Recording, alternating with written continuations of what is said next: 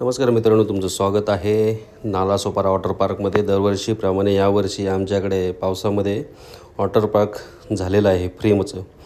आता हे सकाळच एवढा पाऊस पडला आहे की पूर्ण हा जो रोड आहे आपला राधाकृष्ण हॉटेल ते काकाज पूर्ण रोड पाण्याखाली गेलेला आहे आणि लोकांची सकाळची कामावर जायची लगबग आणि त्याच्यामध्ये हा असा भरलेला पाणी पूर्ण.